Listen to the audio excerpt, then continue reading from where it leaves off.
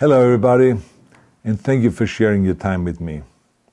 I'm sending this message through various different channels to reach my dear Russian friends and the Russian soldiers serving in Ukraine. I'm speaking to you today because there are things that are going on in the world that are being kept from you, terrible things that you should know about. But before I talk about the harsh realities, let me just tell you about the Russian who became my hero. In 1961, when I was 14 years old, a very good friend of mine invited me to come to Vienna and to watch the World Weightlifting Championships. I was in the audience when Yuri Petrovich Vlasov won the World Championship title, becoming the first human being to lift 200 kilograms over his head. And somehow a friend of mine got me backstage. All of a sudden there I was, a 14-year-old boy, standing in front of the strongest man in the world. I couldn't believe it. He reached out to shake my hand. I still had a boy's hand. He had this powerful man's hand that swallowed mine. But he was kind, and he smiled at me. I will never forget that day. Never. I went home and I put his photo above my bed to inspire me when I started lifting weights. My father told me to take down that picture and to find a German or an Austrian hero. He got really angry, and we argued back and forth. He didn't like Russians because of his experience in the Second World War. You see, he was injured at Leningrad, where the Nazi army that he was part of did vicious harm to the great city and to its brave people. But I did not take the photograph down, no, because it didn't matter to me what flag Yuri Vlasov carried. My connections to Russia didn't stop there, by the way. Oh, it actually deepened when I traveled there with bodybuilding and for my movies and met all my Russian fans. And on one of those trips, I remember, I met Yuri Vlasov once again. It was in Moscow during the filming of Red Heat, which was the first American movie allowed to film in Red Square.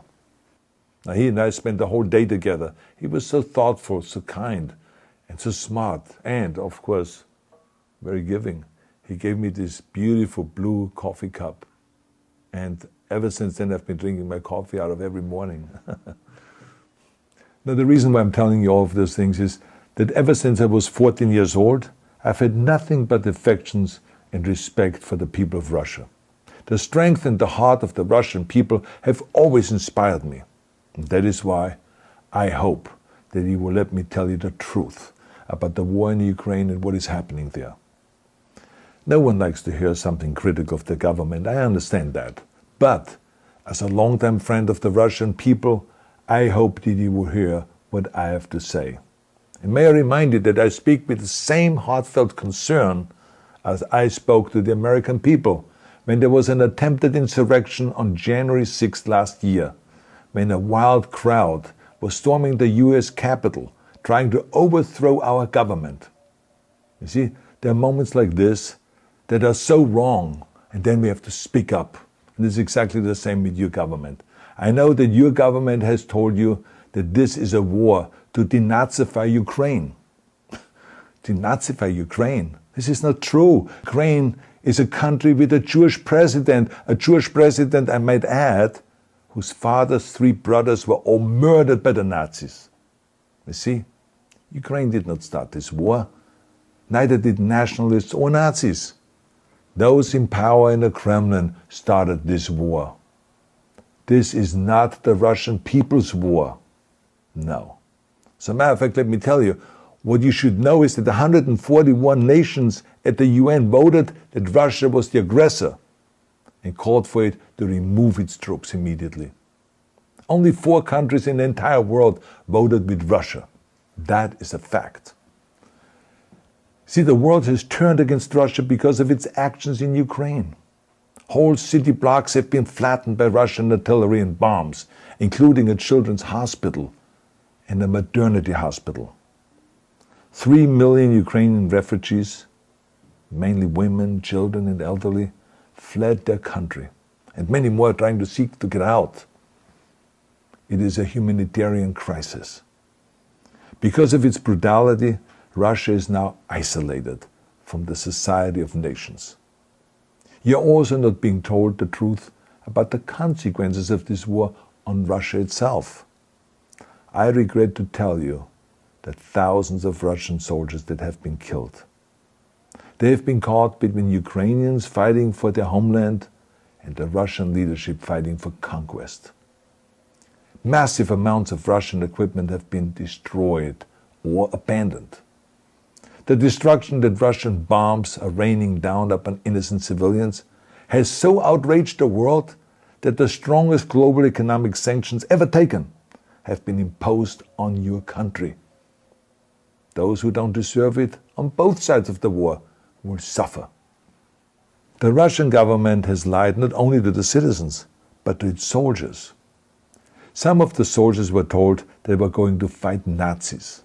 Some were told that the Ukrainian people would greet them like heroes, and some were told that they were simply going on exercise. They didn't even know that they were going into war. And some were told that they were there to protect ethnic Russians in Ukraine. None of this is true. The fact is that Russian soldiers have faced fierce resistance from the Ukrainians who want to protect their families and their country. When I see babies being pulled out of ruins, I think that I'm watching a documentary about the horrors of the Second World War, not the news of the day. Now let me tell you, when my father arrived in Leningrad, he was all pumped up on the lies of his government. And when he left Leningrad, he was broken, physically and mentally. He lived the rest of his life in pain.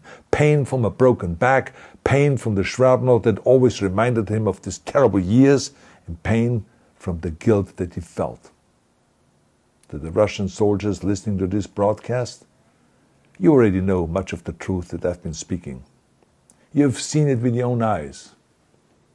I don't want you to be broken like my father. This is not the war to defend Russia that your grandfathers or your great-grandfathers fought. This is an illegal war. Your lives, your limbs, your futures are being sacrificed for a senseless war condemned by the entire world.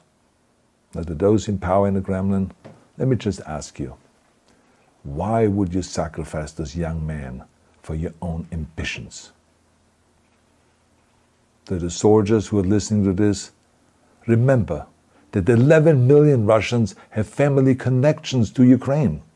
So every bullet you shoot a brother or a sister. Every bomb or every shell that falls is falling not on an enemy, but on a school, or a hospital, or a home. I know that the Russian people are not aware of such things are happening. So I urge the Russian people and the Russian soldiers in Ukraine to understand the propaganda and the disinformation that you are being told. I ask you to help me spread the truth.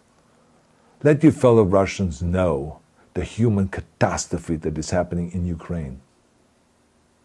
And to President Putin I say, you started this war. You are leading this war.